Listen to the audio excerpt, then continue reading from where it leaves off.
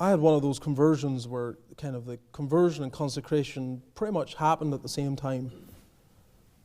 I was 19, I was old enough to understand, and so some people have that. It's not everyone, their experience of salvation is precisely the same.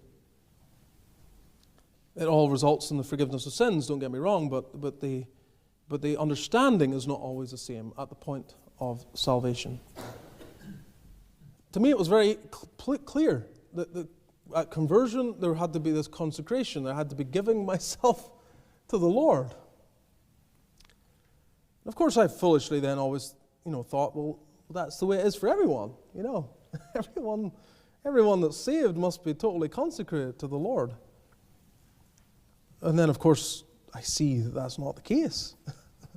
And I know, well, these people, they do know the Lord. They have to know the Lord, but they're not consecrated. That's clear. They're not consecrated.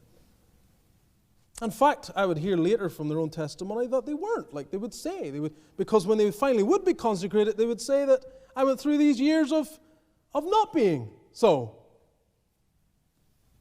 And I would say, really? I mean, that's possible to go through years of being a Christian, a certain level of dedication, a certain level of obedience and love and appreciation and so on. But there's a holding back just a little bit. And this is the thing with consecration. You can't be 90% consecrated. That's the problem. It's all or nothing. You're either consecrated, that is, your whole being is in on this, or it's not consecration.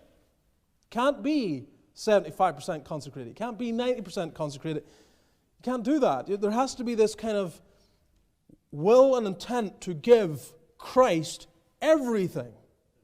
And it is the result, of course, of the gospel.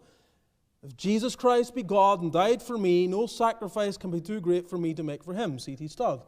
It's true.